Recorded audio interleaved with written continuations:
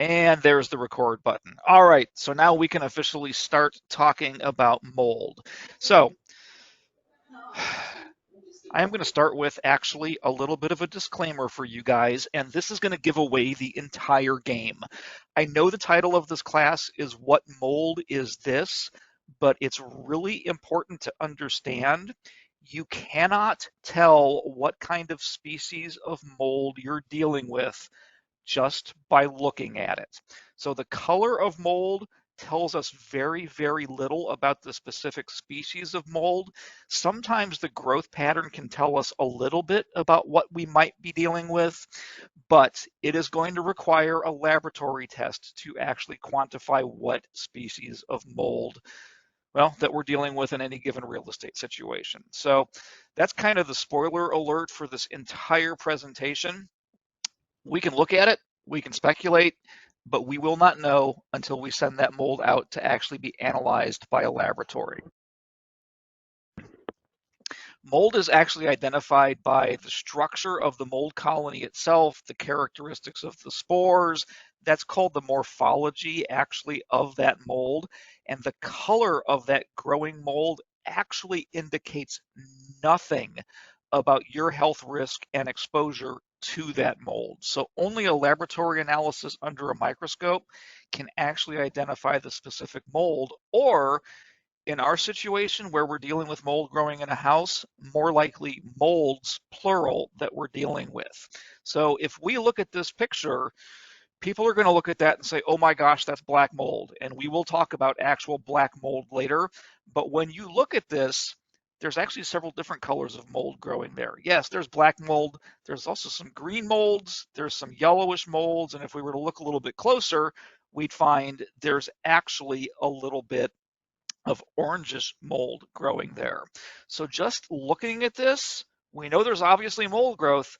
We don't have any idea what that mold growth actually is unless we send it out to a lab. I don't know why that picture is in that corner of the slide. I'll have to go back and fix that. But before we go too much deeper here, let's define what mold actually is. And I know we're being a little bit technical here when we talk about this, but it's important to have a basic understanding of mold when we go through, and especially when we're dealing with clients trying to explain what's going on. So I know you guys have probably heard this before. All molds are fungi or funguses, but not all fungi are mold. And it is important to understand that. Mold is technically a fungal growth that forms and spreads on various kinds of damp or decaying organic matter. And just like you and me, it needs three things to grow and spread. It needs some kind of water source, and that is critical to understand. It needs something to eat, and it needs spores to propagate itself. It's found indoors and outdoors in all climates, from the wettest rainforest to the driest deserts, and during all seasons. Now, there's times when it goes up or down, but mold is literally everywhere around us. When it's outdoors, mold survives by using plants and decaying organic matter like fallen leaves, grass clippings as its source of nutrition. And in fact, that's the reason it exists. It exists to help break down that organic matter and return it back to its constituent components. The problems we tend to have with mold are when it comes indoors. Indoors, mold needs moisture and a food source, typically from building materials or building contents, to grow. We get the water source for that mold, typically speaking, well, from the environment surrounding it. And excess moisture in our house is actually generally the cause of indoor mold growth. So the realistic way to look at a mold problem in a house is it's actually a moisture problem in that house. And we will talk a little bit more about, actually, we'll talk quite a bit about that more later. But that's really the key to understanding how we control mold indoors, is understanding that it's really a water problem more than it is anything else. When mold is indoors, the moderate temperatures that we like, mold also likes, and it's got lots of things to eat indoors. So this makes homes and buildings actually ideal for mold growth. So the types of mold that we find in our homes and buildings are typically not rare or really even unusual. They're very much a normal part of the environment around us, but it's the concentrations of those molds that are going to cause problems. No indoor space is completely free from mold spores. Not even surgical suites in operating rooms are completely free from mold spores, although obviously they are much reduced in a filtered environment like that. The key to understanding this part of the presentation, mold is everywhere, so your exposure to it is absolutely unavoidable, whether you're indoors or outdoors or at home or at work. It's controlling its growth indoors that is, well, the key to getting rid of most of the mold that can affect us inside a house. Let's go back and look a little bit kind of at the history of mold and how it affects us in houses. Um, Mold is positively ancient. It's actually one of the most ancient things in the world, and it has developed or evolved essentially because it turns dead or organic matter basically back into dirt, basically back into its constituent components. The problem that we as human beings have with mold is that overall, we've developed a very acute aversion to decay. Our immune system knows that decay is unhealthy. So when we're exposed to it, it can cause a reaction. And in some people, it can cause a pretty severe allergic reaction. We've actually known about this association with mold and with decaying things for, well, almost as long as human beings have been around. You can actually find instructions on how to remediate mold in the Bible. It's actually in Leviticus if you want to look it up. And if you go back and look at history a little bit, mold-related deaths are common. And they were usually due to eating some kind of contaminated food. And again, people have known this for a long time. Mold has even been used for biological warfare. There's something out there called a T2 mycotoxin, or the more conventional name is yellow rain. But we've known about mold, and we've known about kind of our body's aversion to it for thousands and thousands and thousands of years. So it is not a new problem. So if it's not a new problem, why has it become such a problem now? And why does it affect us so much in the real estate world? Well, again, a little bit of historical digging and you'll basically understand the issue. Mold is a problem now, or more of a problem now, because of the post-World War II housing boom. This housing boom created a huge demand for faster, cheaper construction, including paper-backed gypsum drywall, which is what we still use today in all new home construction. That gypsum itself, that drywall, the inner core of it, the white chalky stuff, readily absorbs water and dries slowly, and the paper backing on that drywall is actually one of mold's favorite foods in the world. So now we have kind of a sponge that can hold water that's encased by paper that mold likes to eat. We have created the perfect environment for mold growth. And on top of all of that, the push for energy efficiency that kind of started in the late 60s, early 70s, and is now just everywhere these days makes the problem worse because any water that gets into our house now dries far more slowly. One of the key reasons being that we now insulate our houses so tightly that water gets into that insulation, which also acts like a sponge and gives that mold a constant source of moisture to grow. On top of all of that, this is one step after another after another. Since our houses are now built so tightly, any indoor pollutants that form in the house, including mold spores, can build up and concentrate because our houses don't breathe anymore. So in the end, today's housing boom has led to an explosion of relatively poorly built houses, if we're being honest, which are much more prone to moisture issues than older construction. And because they are built from an energy standpoint so much tighter, they're much more prone to mold problems.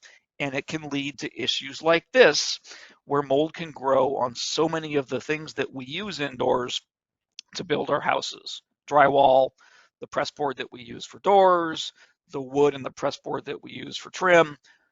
We've made it much easier for mold to grow in our houses, is kind of the upshot of why we have mold problems in homes today.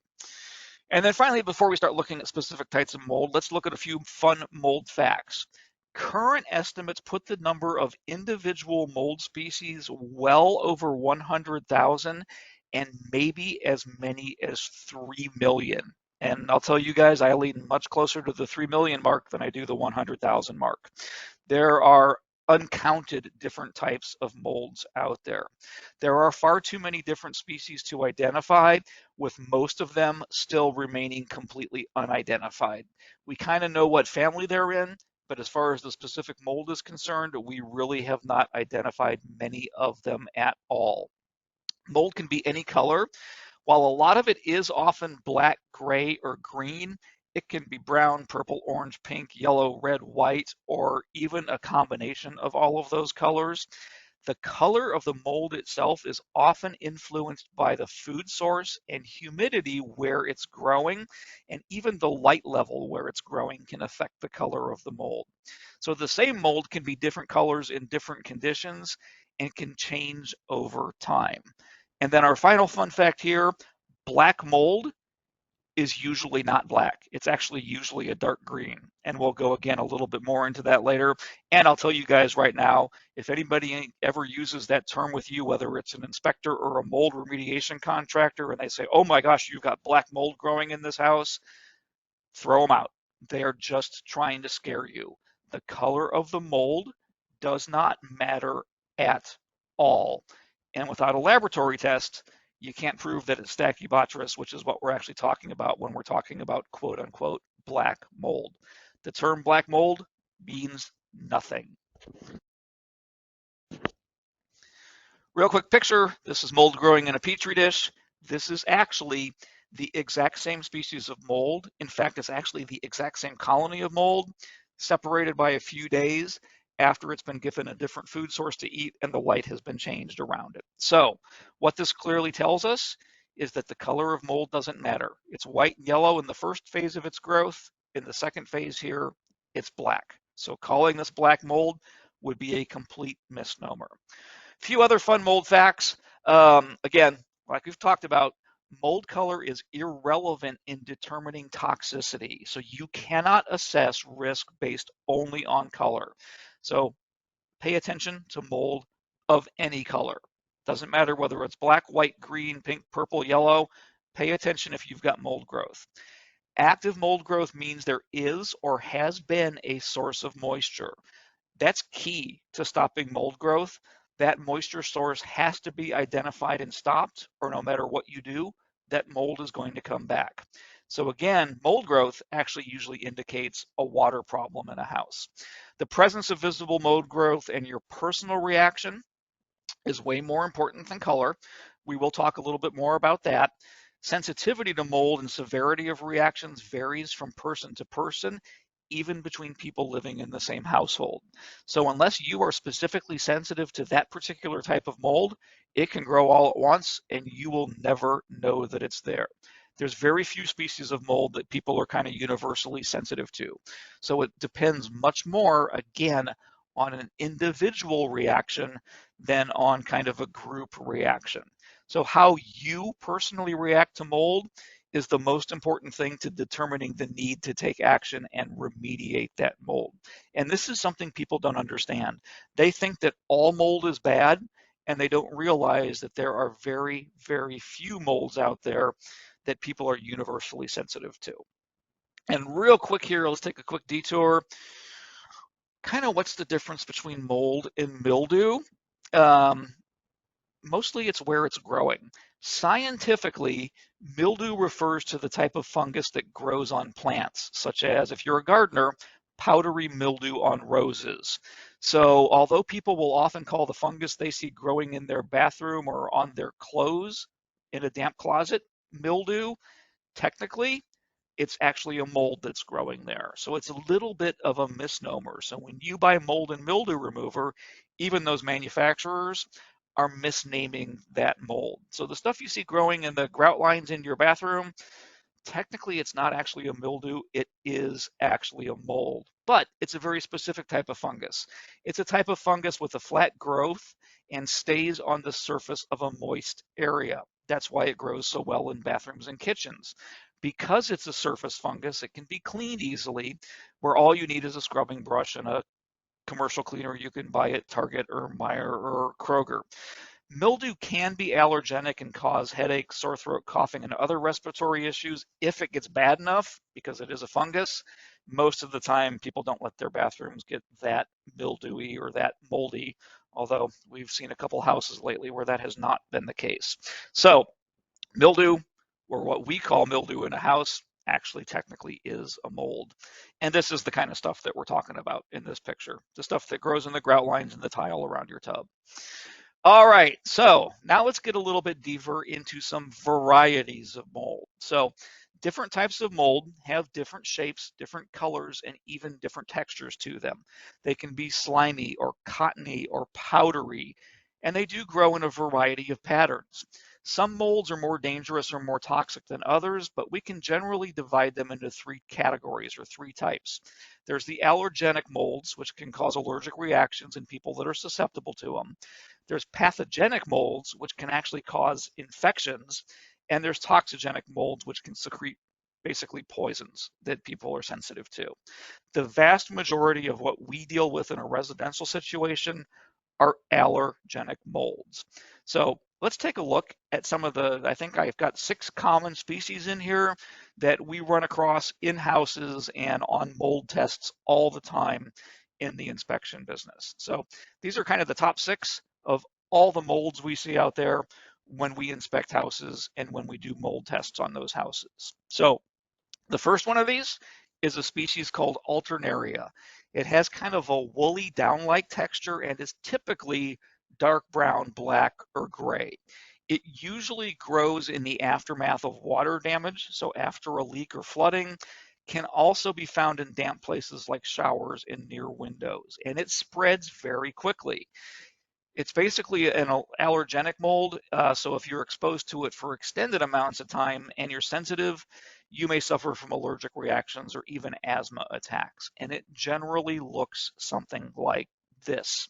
So this is Alternaria growing, basically little fuzzy black or brown spots on a wall.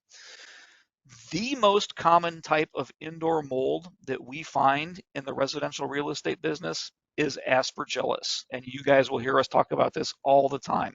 It is the most common kind of mold out there in houses. It can be black, gray, white, brown, green, or yellow. It's often found on clothing, it's found on insulation, it's found on paper products, it's found on walls, it's found on framing.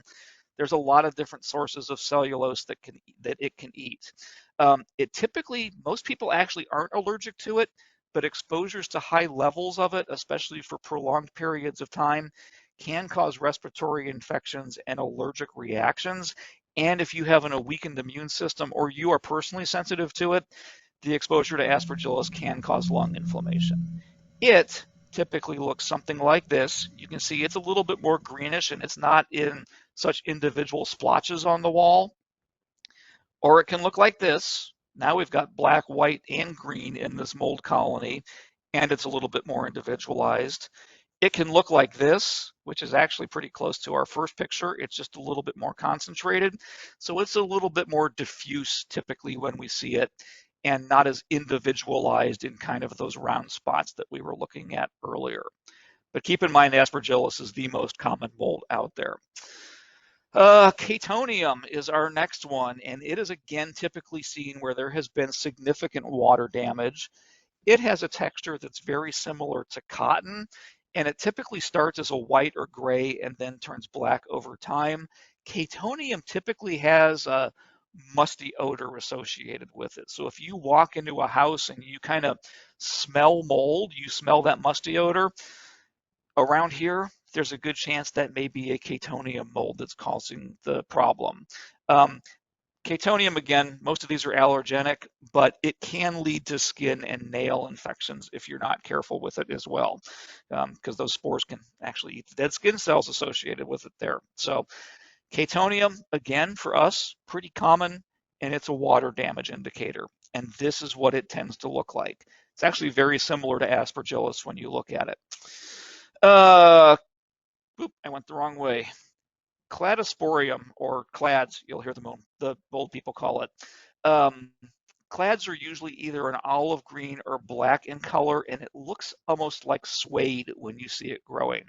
It commonly grows on wooden surfaces such as flooring or cabinetry, fabrics, drapes, carpets, places like that are where it tends to get its food source. Um, Unlike other types of mold that prefer warmer environments, Cladosporium actually likes a cooler area. So it's especially fond of crawl spaces and places like that that stay relatively cool. And again, it's allergenic, so it causes respiratory issues. This is basically Cladosporium mold growing on the walls of a house, probably mixed in with a couple other species as well. Um, Penicillium molds, I think, are number 5 on our list here. The spores of Penicillium molds, and Aspergillus is actually, I believe, a subset of Penicillium.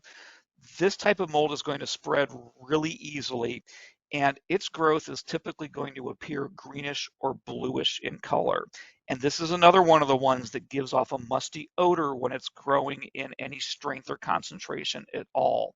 And again, it's typically going to grow on materials that have typically had contact with water, including wallpaper, carpeting, insulation, or in this picture, in crawl spaces. So you guys don't typically grow into crawl spaces with us, but this kind of greenish, bluish, blackish colored mold formation in a crawl space, super common down there in that damp environment. And this is often a penicillium related mold, which may also honestly be Aspergillus here too. The two kind of go hand in hand. But this is often what a penicillium type mold will look like. Interestingly enough, it also grows on stale bread. So we always joke about as kids that mold growth on that bread is actually good for you. It's where penicillin came from. That is actually literally true. That's where penicillin was originally developed from because it will grow in foodstuffs, including bread. And then finally here, we're going to take a few minutes and we're going to talk about Stachybotrys chartarum. And I have a hard time pronouncing that last portion of it. So we're just going to call it Stachybotrys or Stacky. This is what is commonly known as black mold because it is typically a dark green to black in appearance, but it can be white or even a slight pink color depending on the environment it's growing in and its food source. In any concentration at all, Stachy will again produce a musty odor like Aspergillus does, but it will only grow in very damp areas with a high moisture content. So where we typically see it is in areas that have a constant source of water. So leaky pipes or high levels of constant condensation, that is what is required to actually support Stachybotrys growth. Out of all the household molds we deal with, this black mold, Stachybotrys, is considered the most dangerous one because theoretically it can produce what are called mycotoxins. So this actually makes it toxigenic. It makes it poisonous. And it's one of the few molds out there that people are kind of universally sensitive to. Those mycotoxins can cause serious health problems, including allergies, asthma attacks, breathing issues, fatigue, chronic sinus infections, and after time, it can even cause symptoms like depression. The truth about this mold, everybody is scared to death of it, but it's actually a pretty rare thing for us to find. And when you dig into the literature on it, it's actually unproven to cause serious medical issues beyond those of other molds. So the hype over Stachybotrys is completely overblown. If we had more time, I'd give you guys the backstory of it, but we'll do that in a full-blown mold class. But suffice it to say that it's really no worse for you than any other mold is. In fact, Stachybotrys is not always toxic. It's not always toxigenic. The truth is, none of the million-plus mold species that we know about are always toxic. Those mycotoxins are real, but they're actually one of the lesser of the evils we associate with mold, and they're only produced when the mold is actively eating and producing what are called secondary metabolites, and it only produces those mycotoxins in the presence of competing bacteria or other mold because it's producing them to kill those other molds or bacteria. So it's not always producing those mycotoxins that are considered the problem with this mold. Even when it does, those mycotoxins don't stick to contents of a house. They don't create cross-contaminations days or weeks later. They also can't be killed because they're not alive, but they're actually a pretty rare thing. Those mycotoxins are not even the most prevalent component of mold that can cause reactions. Mold growth of several different varieties can generate VOCs, which is actually more common. It can cause allergic reactions, which is more common. So the hype over Stachybotrys is way, way overblown, and it requires very specific conditions of relatively cool temperatures and really high moisture content to even grow. So out of all the mold species we deal with, it's the one people freak out about the most, but it's actually one of the ones they should freak out about the least. The biggest problem with it when we find it is that it indicates a pretty serious moisture problem somewhere in that house. When you see Stachybotrys, this is a really big colony of it growing on a wall. It's very rarely this large. Where we typically see it is something like this growing around a window where there's a constant source of condensation causing a problem, or in the corner of a basement, maybe where there's a leak in a foundation. But these are all examples of Stachybotrys growth actually in a house. And they're actually all pretty big colonies of it. Usually when we find it, it's only because of a mold test that was done, and it's only a couple spores floating around. So it's usually a very small growth of this as well. Again, it's the one everybody worries about, and it shouldn't be. It's just not that common, and it's not that different than any other type of mold out there. Okay, so now that we know we've got this mold in our house, what do we do about it? Remember, the principles of mold remediation are always the same regardless of the species that we're dealing with. And the first and foremost thing you have to do is eliminate the cause of the excess moisture that is enabling that mold to grow. If you do not stop the water source, the mold will come back. After you do that, physically remove the visible mold growth that you can with methods that keep it relatively close to the work location rather than making it airborne and spreading it throughout the house. How you accomplish this removal, whether it's cleaning versus removal of damaged items or materials, depends on the extent of the mold growth, the water source, whether it was a bulk water leak, how far it's penetrated into that material, and what kind of underlying damage exists there. The vast majority of mold remediation can be accomplished with actually cleaning of the materials, not removal of the materials. It's only in really severe instances that actually removing the material is required. So after you clean it up, then typically you put a moldicide or a sealant over the top of it to lock away whatever is left, because there's always going to be some stuff left penetrated into that wood or in that drywall.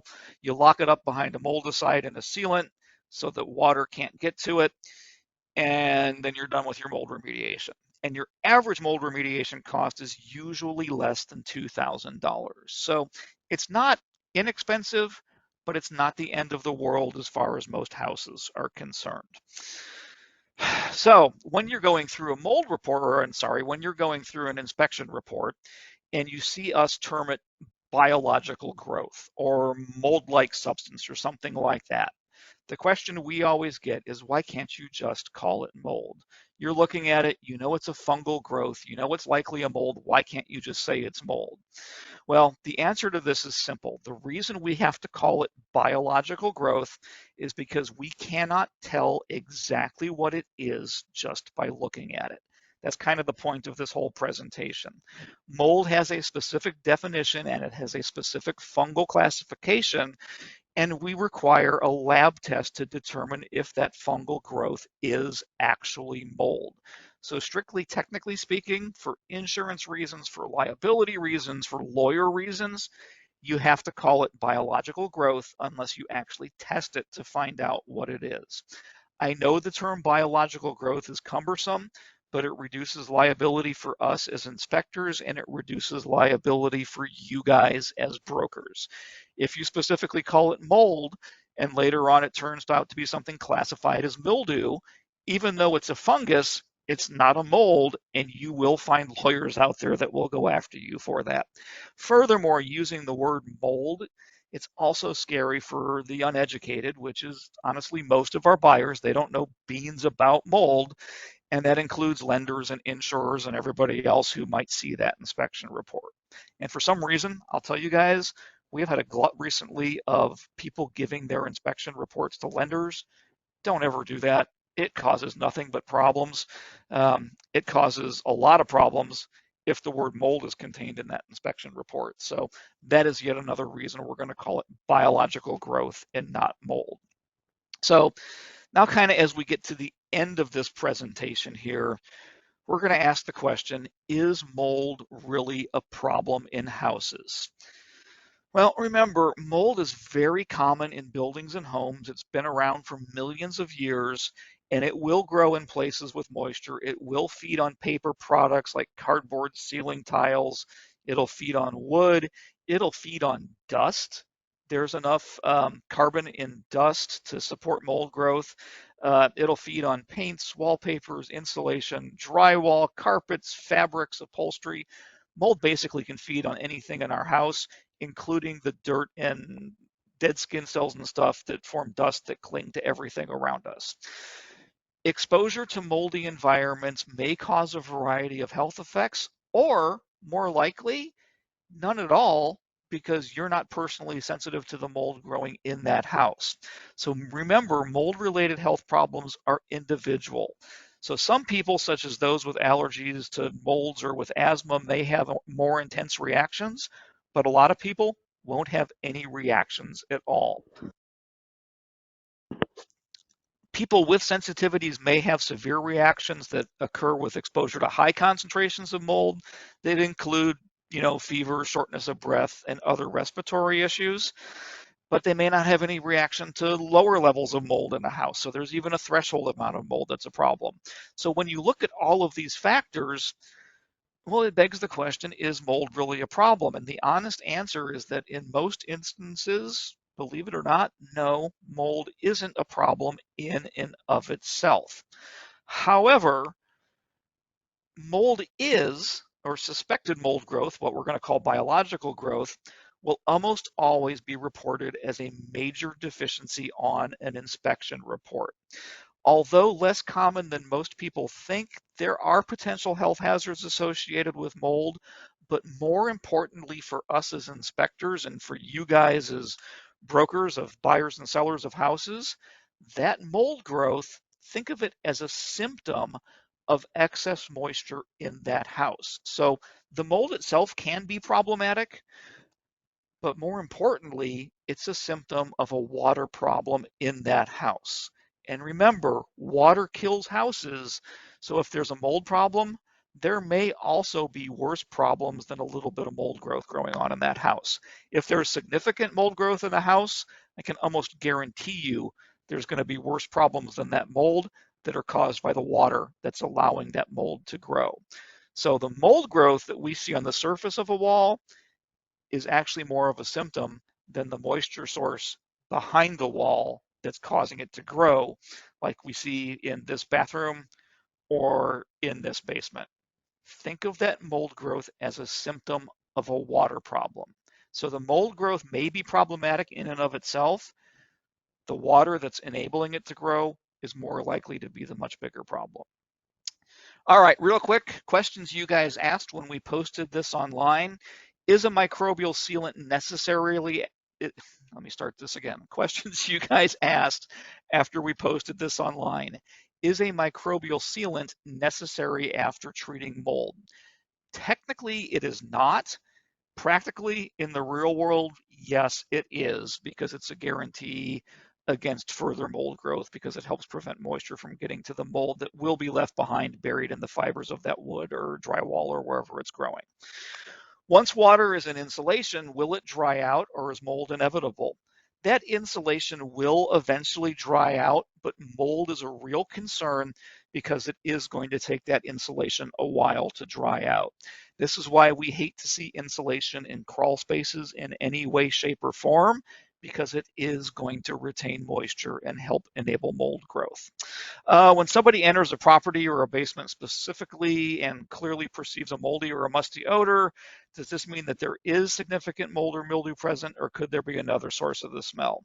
It may just be stale air in a closed up house with maybe a humid basement, but if it is truly a mold odor, and mold has a very distinct, almost sharp, pungent, musty odor, if you can learn to differentiate between just stale air and that mold smell, when you smell mold, it is usually going to indicate a problem. And it's going to be twofold, like we've talked about. It's going to be a mold growth issue and probably a water issue as well. Is mold in the crawl space as important to address as elsewhere in the house? Yes, it is, because a crawl space provides a perfect environment for mold growth with a ready source of water and not a lot of circulation of air, plus usually temperature conducive to mold growth. And air in a house naturally rises up through that house. So the corollary to this is mold in an attic a problem. Mold in an attic is usually not a problem because air is typically rising up and through our houses, and we're never breathing the air from our attic. But that air has to be coming from somewhere, and it's starting in a crawl space. So yes, mold growth in a crawl space is as important, if not more so, than mold growth elsewhere in a house. Do dehumidifiers work to prevent mold? Yes, they do, because they remove moisture in the air. How about to improve an existing mold problem?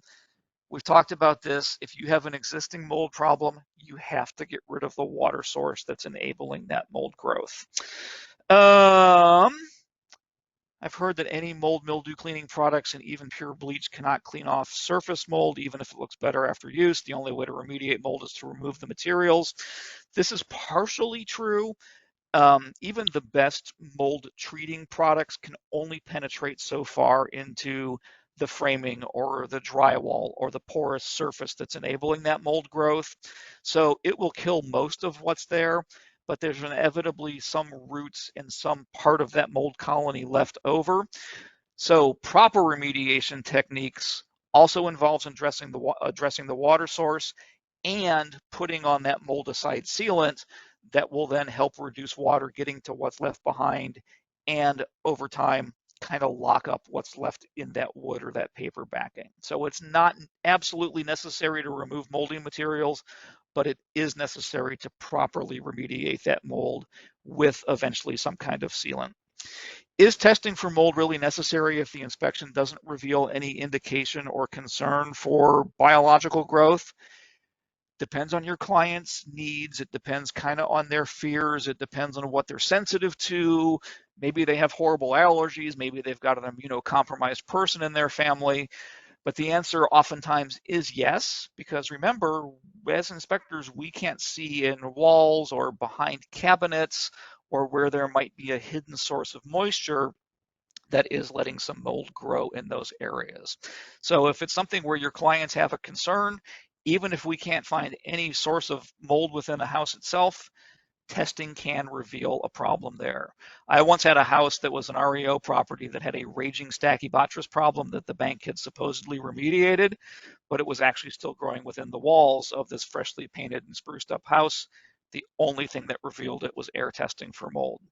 When is self-treating mold sufficient? Typically what the EPA says is 10 square feet, the homeowner can treat it themselves. In a professional real estate situation, you guys let a homeowner treat it themselves. You're always going to ask for professional remediation because it does require knowledge and a specific skill set. And as a corollary to this, Kills does not treat mold. Kills is a stain blocker, and mold will grow actually right through it. In fact, some of the pine resins and so forth used to manufacture Kills actually support mold growth. They do make products that do help with mold, but generic Kills, just a stain blocker, doesn't do anything to kill or remediate mold growth. Does vinegar kill mold spores? This was actually an excellent question. And yes, believe it or not, vinegar does kill mold spores, but it works more slowly than commercially available mildicides out there, and it will discolor a lot of surfaces that it comes in contact with. And theoretically, if you're going to use vinegar to kill mold, usage use a higher concentration of than what you typically buy at the grocery store. They actually make what's called a cleaning vinegar, which has about a 6% content or 6% acetic acid content versus the 4 to 5% you get in just regular old distilled white vinegar. So yes, vinegar actually can be used to treat mold. It just doesn't work as quickly as other products that are available out there. And then mold versus bacterial growth terminology. Remember, mold's a fungus, not a bacteria, but this is probably referring to what we would call generically biological growth. And we've kind of talked that to death already. So that is the end of what I have to say about mold. Remember,